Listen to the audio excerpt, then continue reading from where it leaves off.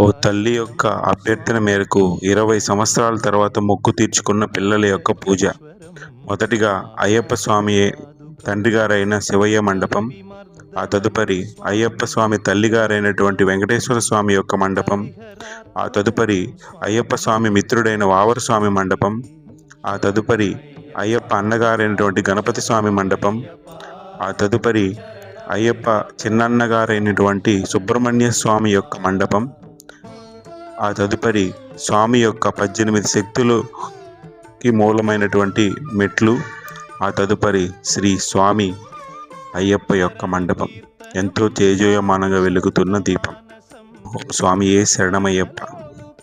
ఆ రోజు ప్రకృతి ఎంతో ప్రతికూలంగా ఉన్నప్పటికీ స్వామి అయ్యప్ప కన్యస్వామికి తోడుండి ఆ యొక్క పూజని నిర్విఘ్నంగా పూర్తి చేయించారు. స్వామి శరణం. కన్యస్వామికి తోడుండే స్వామియే శరణమయ్యప్ప.